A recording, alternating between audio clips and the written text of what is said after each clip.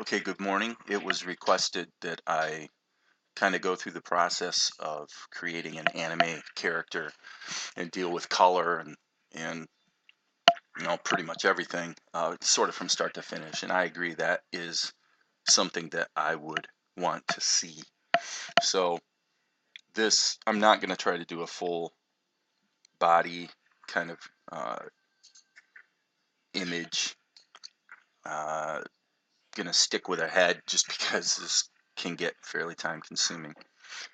But Uh, you'll notice that this looks kind of strange, and the reason for that is that when I started out, what I did was um, confirming that, actually I'll show you this.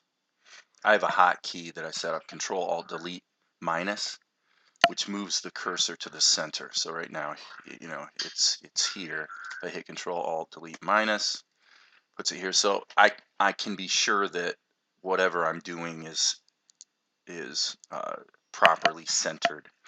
If I hit the camera view, you can see again everything's centered properly. So given that, I'll step over here and kind of show you what I did. Basically, I have a strong propensity, like probably many of you, to not draw symmetrically. If I just start sketching, I'm gonna get downstream a little bit and find out that things are kind of lopsided or whatever. So in order to avoid that, what I'll do is I'll hit Control D and I'll actually sort of block in the structure of the character just really quickly. Let's say this sort of thing, just all kinds of lines all over the place in order to just map in where things are going to go. And honestly, you can almost kind of wing it and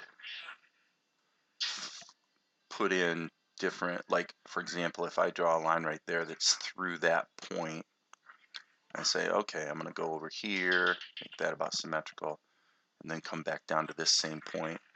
So there's 100 geometric, well, actually an infinite number of geometric contortions you could put here in the page, but the upshot of it all, and I'm hitting Control Drag right now, by the way, to delete all these strokes. The bottom line is you want to provide some sort of scaffolding that shows you where things are supposed to go so that you can be sure that it's symmetrical. Now, if I center this up in the view, for me, I also have a hotkey.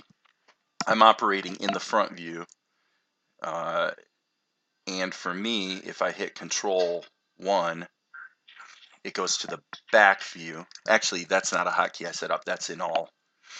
That's how Blender works normally. If you take any view like front, top, side, and hit Control, it gives you the opposite. So the opposite of top being bottom, etc. Blah blah blah. So by just doing this, you get the benefit that you get in a lot of drawing programs, in that you can flip your drawing, make sure it's not getting out of whack in terms of being lopsided. So now I have the structure in place. Now I need to start thinking about how I'm going to put this guy together so it looks the way I want it to look.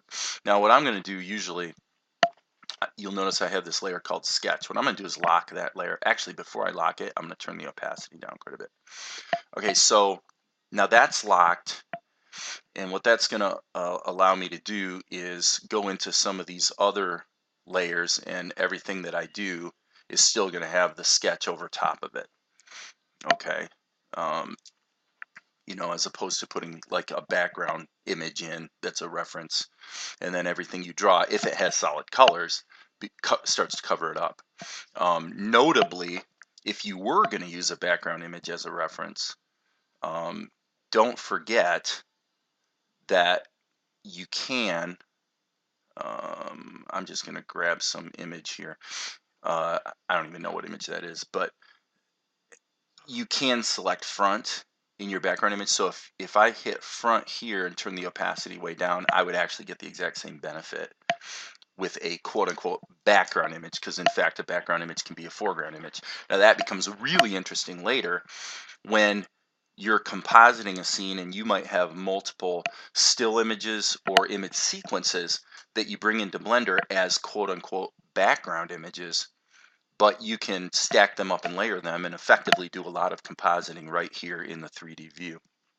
I'm not going to demonstrate that right now. I think you can probably figure it out. If you add a couple background images to this scene, and typically if you're doing that, you probably want to be in camera view, but you'll discover that you can stack them up. You could stack up 3 or 4 layers in the background. You could also then have some stuff in the foreground, and then anything you do with the grease pencil actually fits right in between them. So it's effectively a multi-plane sort of setup. Okay, so now I have to make some decisions. And by the way, I don't know if you can hear this, but my African gray parrot is chattering quite a bit in the background. Because I'm talking, he wants to compete. So if you hear Zuko, who, yes, he is named after Prince Zuko from The Last Airbender. And he's a good guy. He talks a lot. Okay, so let's just say for this particular character, I want to go with, let's approach it 2 ways. First of all, if I'm going to go ahead and block in an outline that I want to be a really firm, clean, animated type of outline, there's really 2 ways I could do that. One would be to hit Control D and actually just do it with polylines.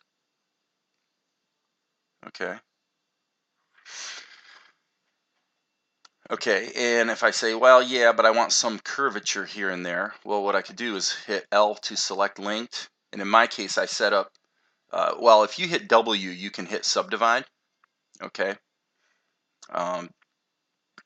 So that would subdivide the strokes, but I have a hotkey set up, Control tilde, which I could go ahead and subdivide it several times, hit the E key to smooth, and sort of smooth some of this stuff out. Use proportional editing to get it exactly where I want it to be in terms of curvature. Because I'm on my laptop, I have to use keys to change the size of the proportional editing tool. And these adjustments could also be made with the grease pencil tool. So I could hit DE, switch it to grab mode, and then when I hit the E key, I'm actually doing some grabbing kind of stuff instead of using proportional editing. I tend to favor proportional editing. One big reason being I don't have to think about isolating layers, etc. Let me see if I can explain this better. In other words, I think I've shown in another video the importance of this.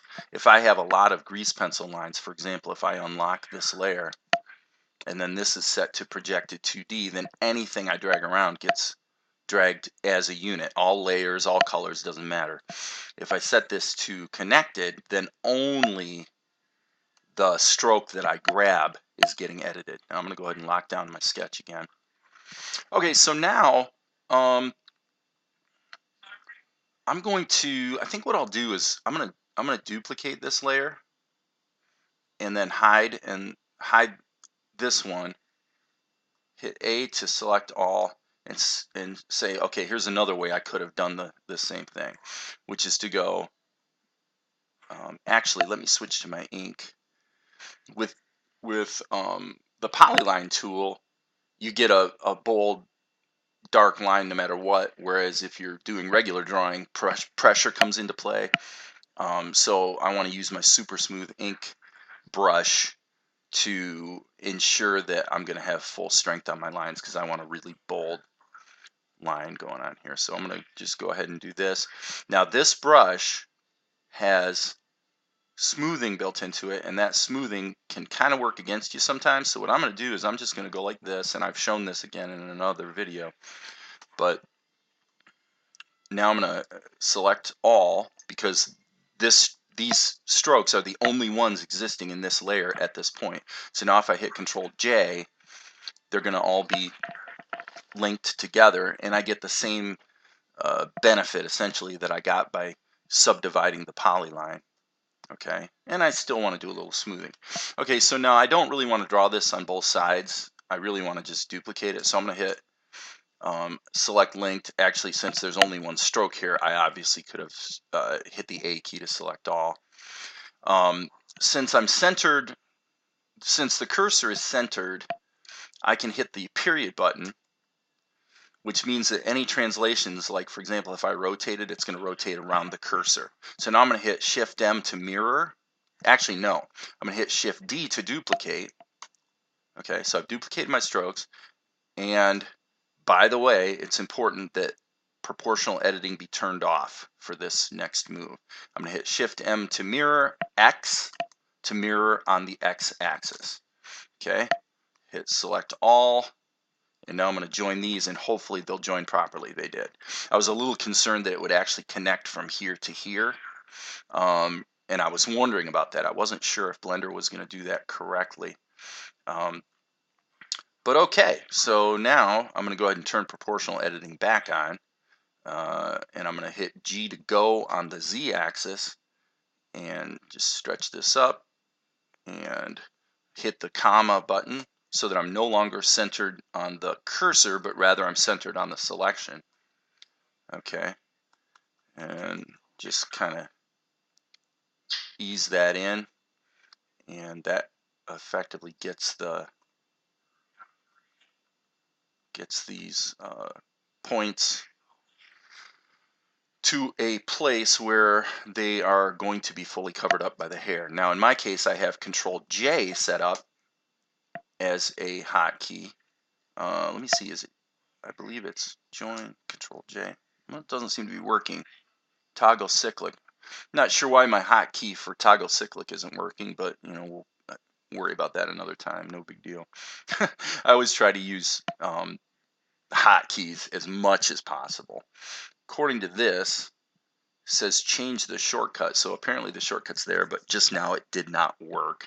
And I'm not gonna think about why, but okay, so now I've got all these in place, and the likelihood is that I'm going to want to have a layer for the head, the back of the hair, the front of the hair, the general features of the face, and then the stuff in the face that's definitely going to be animated, such as eyeballs, eyebrows, maybe the mouth.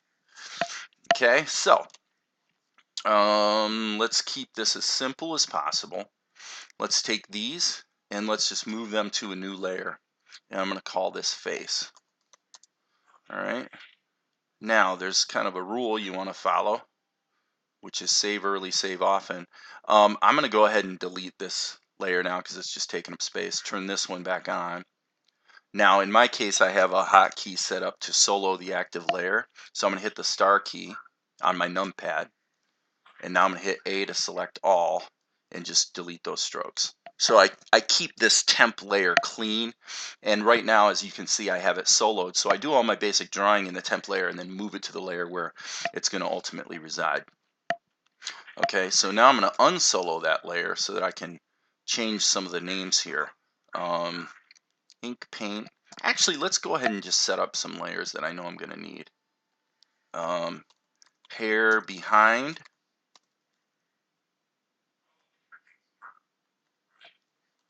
Hair front. Excuse me. Let's call this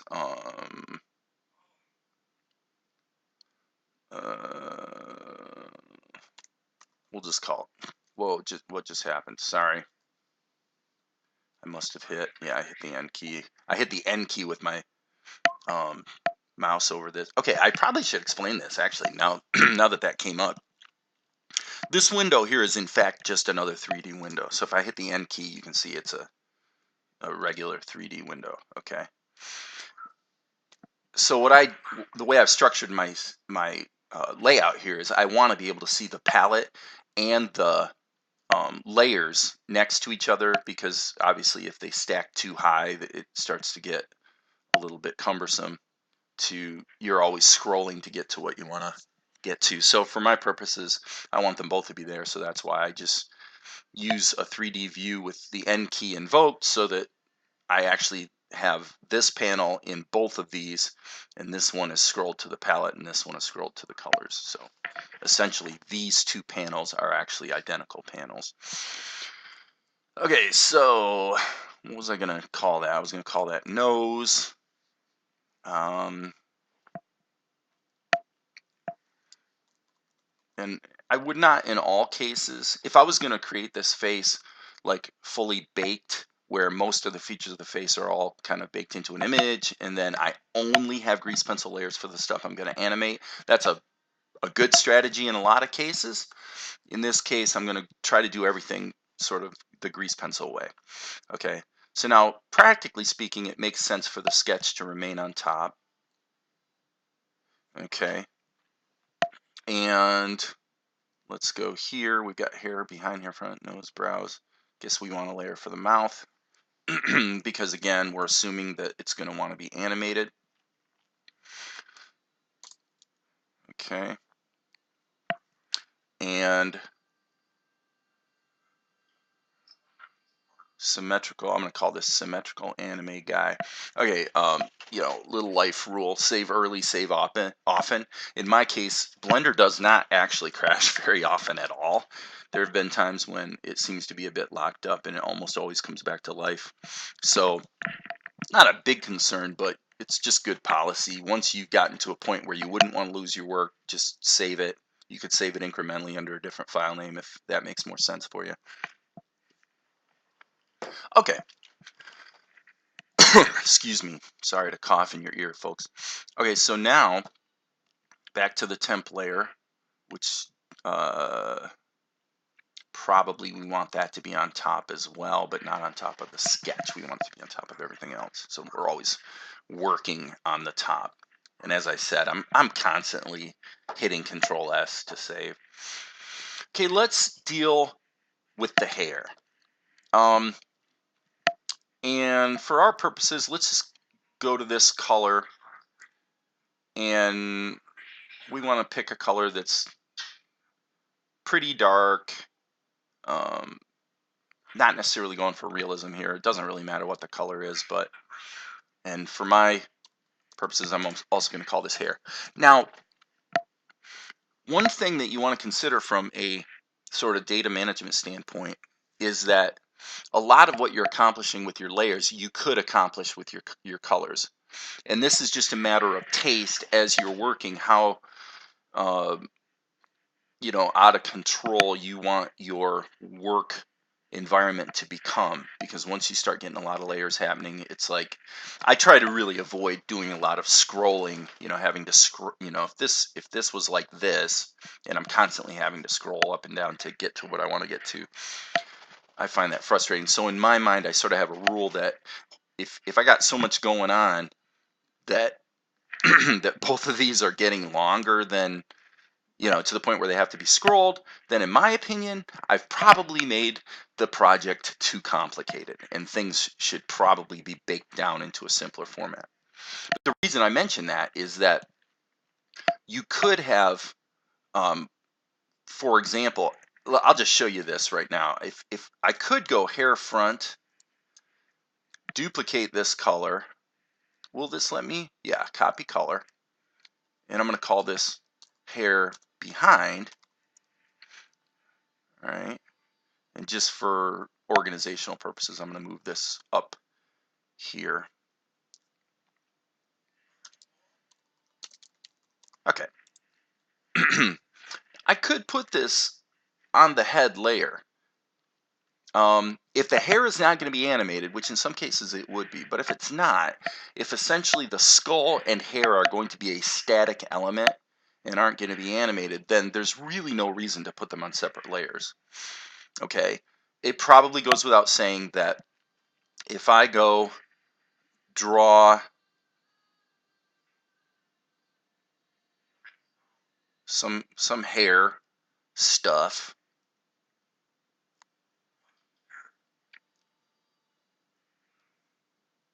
okay, I don't like that because it's not pointy enough, but for our purposes, we can just kind of go like this, draw a circle around or a shape around that that effectively makes that a patch.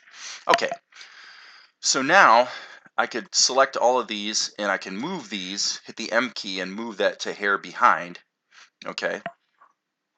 And as we can see, we got a little ordering problem here. The face is not in front, and that's because I'm moving too fast, okay? So I think I just made a mistake. I did make a mistake. Okay, this is cool in a way because making mistakes is how you figure out how to not make mistakes in the future, right? Okay, so when I hit select A, because the temp layer was not soloed, which in my case is numpad's star, or the multiply symbol. Because it wasn't soloed, when I hit the A key to select all, I also selected the strokes that comprise the face, and I moved them all into the hair behind layer. So as you can see, if I hide it, it disappears. So that was kind of stupid. So what I'm going to do is, let's just say this situation was way more complicated than it actually is. Here's how I would solve it. I would grab the skin, and in my case, I have a hotkey Control Star that solos that color. Now I can grab that color by hitting the A key, and I can move that to the face, and now my problem is solved. Okay? Control Star again turns the soloing off. You can look up on your own time how to do that. But now if I go to hair front, grab this color, and I'm just going to actually fill this area in real quick, like so that I can then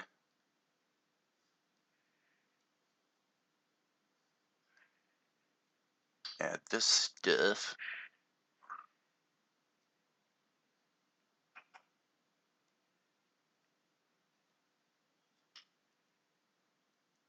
Whoops, I don't want that level of detail. Excuse me. Okay, and just draw a shape around that to patch that up. Okay, so now we got the hair behind the face and the hair in front. So what I alluded to earlier is, how could you do all of this in a single layer? Which again, why would you do that? Just to keep your working environment a little cleaner, perhaps. So just for the sake of completeness, I'm going to show how to do that. First of all, I'm going to solo the hair front layer. I hit Control A, and I'm going to move this to the face layer. Okay, hit stars, and now I'm going to go to the face layer. And the way I'm doing this probably seems rather cumbersome, but that's because I'm doing it after the fact. If I had planned it this way, this would not require as many steps because I would have just been drawing into the face layer. But in any case, now I'm in the face layer, and what I want to do is isolate the hair. Well, the hair front color is already selected. So I'm going to go ahead and hit Control Star, select A, and actually, to make this easier to see, I'm going to turn the hair behind off. Okay, well, actually, I don't need to do anything with it because it's over top of the face, which is what I wanted.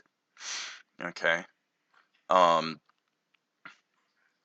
so let's hit Control Star again, and now let's hit Star again. So now nothing is soloed. I'm going to go to the hair behind layer, which I need to turn on so I can see it again. All right, now I could solo the layer, or I could solo the color. What I'm going to do is solo the color. So I'm going to hit Control Star and select all, the A key. And I'm going to move this also to the face layer. Okay, now we're in good shape. You can see the problem. The problem is that you don't want the hair that's behind to be in front. So you just hit page down. Make sure everything's where it's supposed to be. Okay. And page up, page down allows you to order your grease pencil strokes within the view. So in this scenario, now everything is tidy. it's all packed into a single layer. In point of fact, that's not really what I want in this case. What would make more sense is to have the hair behind locked to the face layer, but the hair in front to be in a separate layer. And the reason is because I want the hair in front to always be over top of the eyes, which will be in a different layer for sure, because obviously you're going to want to animate the eyeballs. Makes sense? So hence, that's why I have two identical colors that have different names. Because now I can go Control Star, and I can select the hair in front, and let's go ahead and move that to the hair front layer. Okay, so now we can effectively delete this layer. We don't need it because the hair in back is married to the skull. Okay, so as you can see, hair front is in front, and the face, well, you get it. Okay, so Control Star, so I'm not soloing my color anymore, and Control S to save. Save early, save often, and take a sip of your beverage of choice. Okay, now, is there any reason not to lock the layers that I've already worked with? Well, there's one reason. I think normally you want to get the thing blocked in before you go too crazy with, shadows and highlights and details. In this case, I'm going to go ahead and do a little detailing on the hair front. Okay, so I'm going to solo that layer for no other reason than just to prevent myself from accidentally grabbing something I didn't mean to grab. Okay, and you'll notice I used solid colors to block this in. In other words, the hair color does not have an outline to it. All right, so obviously it could have, but then you'd wind up with a mess like this. What I find is it's easier to just get things blocked in without outlines. And now if I go ahead and grab the ink, and I'm just working with the hair front layer at this point, and I'm just going to add some detail. And you could say, well, yeah, Dave, but the problem is now you don't have those nice, clean outlines. And I'm going to say, yeah, who cares? Sometimes you want really clean outlines. Sometimes you want a certain sketchy character to your work. So in this case, I'm going for the sketchy look, right? So I'm not going to put outlines everywhere. I'm just going to put them judiciously. And probably some of these outlines are really effectively embellishing not the hair front layer, but the hair behind layer. Again, I don't care. I just don't care. Okay, so now I'm going to go to my shadow layer. This is very useful. You're going to find this is super useful. I've got the opacity set to 0.15, so it's black, but it's really transparent, and this allows you to very quickly get some shadowing going on. And so I will sort of demonstrate that here.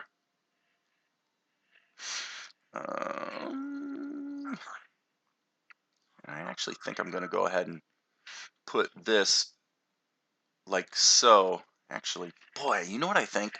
I think I'm gonna try this a little different way. I'm gonna go back to let me look at my brushes. I'm gonna go ahead and go back to my sketch brush because it doesn't do the smoothing. And let's see if this works. So what I'm trying to do here is I'm going to just take a chance here and see if this looks pretty cool. Yeah, I mean, that works. That's cool. I like that. So I'm going to go with that. And now even this shadowing is effectively over top of the face, which is exactly what you would want. Now I've also got a highlight layer. Again, the opacity here is 0.15. That might be a little aggressive, but let's just go ahead and get some detailing in there. Okay, that last stroke was a bit of a problem. If it overlaps itself, you're going to get stuff like that going on. So you got to be careful to make sure your strokes are not overlapping themselves, because the opacity basically stacks up. But the cool thing about this method for hair is you can use that increasing opacity to your advantage, like so, by just adding more details and sort of building up the highlight on the hair. Okay. And I mean, you could go crazy with it. You could make it so it looks like it's backlit, stuff like that. It's just whatever you want to do. So in this case, I'm going to go a little more crazy than I might normally, but just so you get the idea. Again, excuse me, save early, save often. Now what I'm going to do is go back to the face layer. And since we're kind of here and we're working with it, I'm going to show you what I might do in terms of adding some detail to the face, at least as far as the aspects that are going to be static. Okay, so I'm going to hit the 2 key, which for me gives me my super smooth ink again. I'm not going to do any mirroring here because if these ears each look a little different from one another, that's okay. All right. Nose, I'm not going to do anything with the mouth. Do I want to do anything with the eyes? I guess I should add a caveat here that normally with the eyes, I would be, in most circumstances, I would probably actually create the skull with a spline object, basically so I can put holes in it. I could put holes in it for the eyes and actually have grease pencil layers behind the spline object that show through. And then when I move the eyeball layers, they're always masked effectively, by those holes. So you're looking through the spline object to see the eyeballs behind. We're not going to get that complicated today. Okay, so now what about details? Well, I'm going to come back to my shadow layer and observe. Just draw these curves like so. That one wasn't quite right. What I find is you can be kind of loosey-goosey about this stuff. And,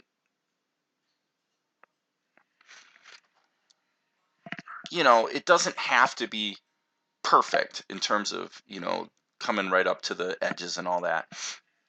If it feels good, it is good. You know what I mean? So now in this case, I could actually take this shadowing. Let me try a different approach here. I'm going to just go ahead and say I want his forehead to be sort of in shadow. So now that shadow is actually locked to the face layer. Okay, and maybe I'm going to have a little touch of embellishment like that for the nose, but I'd say that's about it. That's probably as far as I want to go. Possibly under the lip, but in all reality, that should go in the mouth layer, because if the mouth gets animated, then clearly you're going to want to animate the shadow on the lower lip as well. So here we go, Control Save, or Control S, I should say. Okay, so now this would be a good time to think about your overall organization in terms of how this head is going to be locked to the rest of the body. So what I might do is go ahead and center the cursor, and here I'm going to snap the cursor to the grid, so it's still centered in the X and Y axis, and I'm just going to go ahead and add an empty to the scene. I'm going to hit Tab to go into object mode. I'm going to grab this empty and size it down. Now, if you watch my other video on how to get OpenGL, get outlines on spline objects and other objects in the OpenGL mode, I did it by just changing the Blender theme so that the outline color for selected objects is dark gray instead of orange. So there's a cost to that, and the cost is that it's harder to see an object, that an object is selected in the viewport. I could do some other things like I could probably change the grid colors or something so that there's some contrast and it's easier to see, but I think by turning my world, see, if I turn my world background off, it makes it even harder. So anyway, that's just, kind of the price you pay for solving one problem kind of creates another. But okay, so I'm going to go back to the front view, save my work, and now let's just make it simple by taking all of these layers. I don't know if I can do this. Yep, I can. So we just learned something together, that if a layer is locked, you can still edit the parenting. There are some things, I think the opacity, I'm not going to go look right now to see, but there are some characteristics of a layer you cannot change if the layer is locked. Okay, so I'm going to go ahead. In this case, these are all parts of the head. So I'm just going to parent them all to the empty. Okay. Excuse me again. So now this is the time where you're starting to say, geez, you know, this is pretty time consuming. Well, welcome to the world of animation. Everything about animation is time consuming, so you better love it. All right, but now that gives me the ability to scale the empty and ultimately position this character, you know, attach it to his body and neck and all the rest. So, okay, so now we're back to the face. How are we doing on our time? Just a few more minutes here today, folks, so I'm not going to go too horribly much further. Let's go to the eyes layer. Actually, my hotkeys for my layers, for like soloing my colors and layers, do not work unless I'm in edit strokes mode. So I'm going to hit D tab, back to edit strokes mode, and then star. And I believe this layer is actually not being used because I married the nose to the skull. So I'm going to go ahead and call this eyes.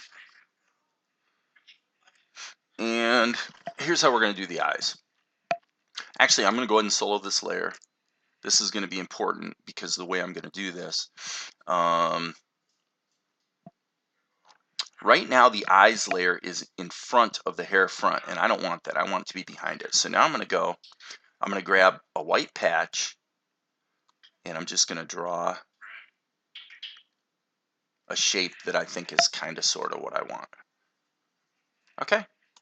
Now I'm going to hit, I'm going to go ahead and center my cursor again. I'm going to turn off proportional editing. I'm going to duplicate the strokes I just created. I'm going to shift M to mirror them on the x-axis. Whoops, forgot. I need to hit the period key so that translations are relative to the cursor, not relative to whatever's selected. So now shift mirror on the X, and now I have two eyes. And what I'm going to do is just go ahead and let's see. Let's control star in order to isolate the ink color. And now I'm going to, the reason I didn't put an outline around the whites of the eyes is that I didn't want the whole thing to have an outline. I just want part of it to have an outline. So now I'm going to do the same thing again.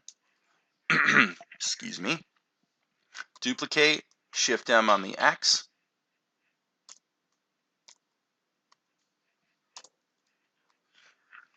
Oops. You always want to be careful. I hit A to select all, I believe, in order to unselect those strokes, but because my mouse was over this panel, what it did with the A key closed the grease pencil layers panel, or I should say colors. What I want is colors. Okay. Okay, so now we're going for a fairly loosey-goosey sort of look with our eyes, and frankly, I think we should add another layer and call it eyeballs. Because invariably, we're going to want to animate the eyeballs separate from the eyelids themselves. So I'll go ahead and parent that to the empty the same as before. Save this. And now, how are we going to do the eyes? I'm going to do it like this. I'm going to draw a circle. All right, I'm going to select linked. I'm going to click it and hit the L key. And I'm going to hit Shift Alt S to turn that into a circle. And it didn't work because right now everything is relative to the cursor. So I need to hit the comma key and Shift Alt S turns that into a nice perfect circle. All right, I'm going to go here. And gosh, I think I'm going to do the same thing I did before. Let's see how it looks. I hit the period key so everything's centered on the cursor. I'm going to duplicate my circle. I'm going to hit Shift M on the X.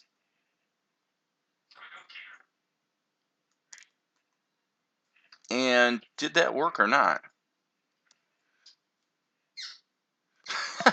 I need to hide the hair front layer. You know, welcome to the world of Blender. This is kind of what happens. Yeah, that's there. So now I want to go Shift M on the X. Sorry about that. This is just how it goes. Sometimes you get moving too fast and you realize that you don't know what you just did. So I'm going to hit Control S to save. I'm going to hide my sketch. So the only other thing really to deal with here would be the mouth in order to get the mouth and the brows. So let's do the brows really quick. Let's go to the brows layer. Let's use black ink fill. And I'm going to do this with um, the polyline tool so that they're different.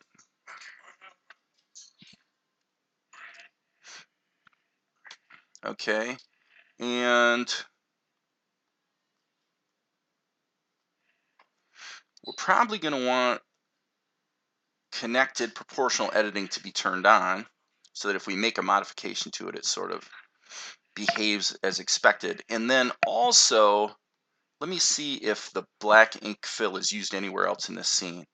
Yeah, it's used in the eyes.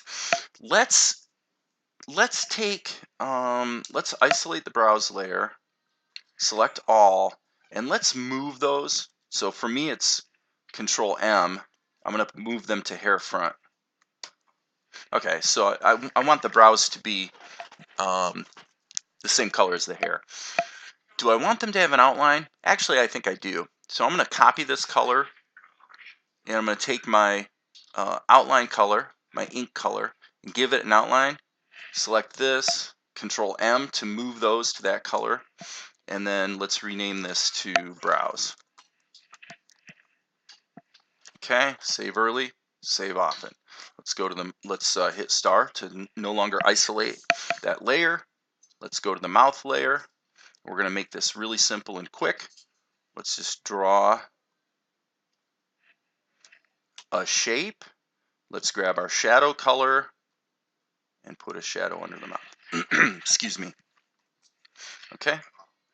Is there anything else? Well, obviously we could add color to the iris of the eyes. In this case, I'm not going to do that. I'm going to keep these just a more simple, cartoony sort of approach.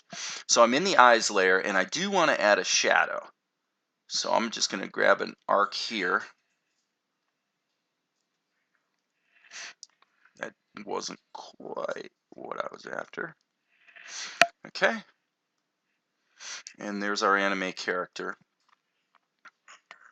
Let's save early, save often.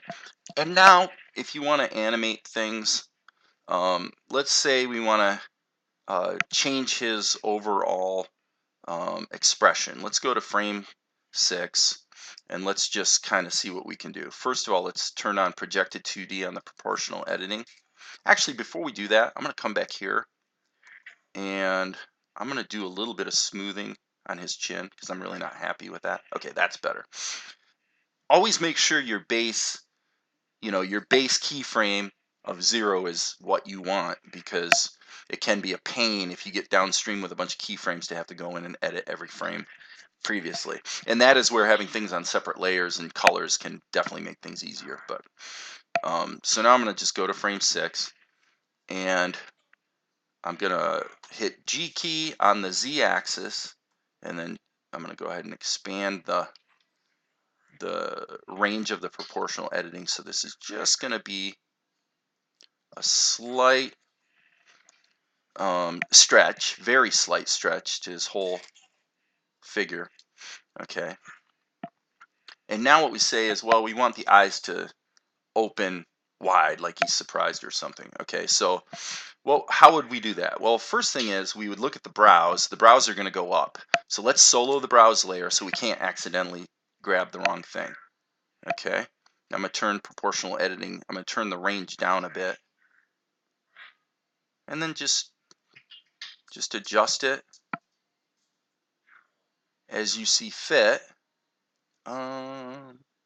Whoops, turn that range down. Okay, now I'm going to solo the eyes layer so that because proportional editing is set to projected 2D, that means that all these colors that comprise the eyes are going to work together as a unit. So what I'm going to do is I'm going to grab 4 points and I'm going to stretch this on the z-axis. So SZ, and I'm going to go ahead and expand my proportional editing range a bit. Okay.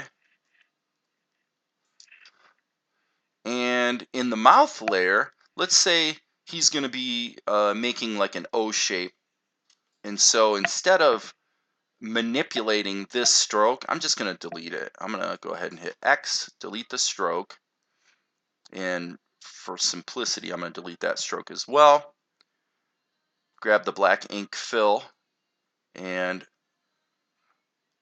put that in like that. Add the shadow below it. And there's our animation. Okay? So because we have, I'm going to hit the tab key, by the way. So my empty is still selected. So now because I have everything parented to the empty, I could move him properly into position. I could, let's say this shot's going to be a close-up. Well, I'll just scale up the empty. Everything works together as a unit. And when we render, there we go.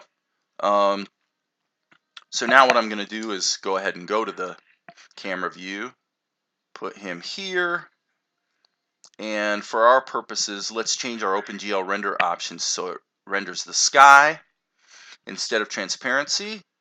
Let's go to only render so nothing else renders except what we want to see, and Control F10 to animate it, and I'm only going to animate 12 frames.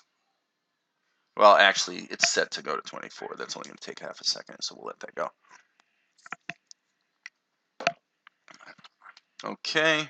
And by the way, I'm going to look at my, I'm going to turn anti-aliasing off. You'll see how much faster this renders with anti-aliasing off. In CGI world, that seems like the cardinal sin, but what I found is in practice, it just really doesn't matter too much. And in some ways, it makes flood filling easier if you want to go into another program like Krita, for example, to do your flood filling. So let's just re-render that and see how much faster that renders. It's not that much faster. But again, I don't see that we're being hurt by the lack of anti-aliasing. So we hit F11, and you can see our character behaves as advertised. And that, my friends, is it for today.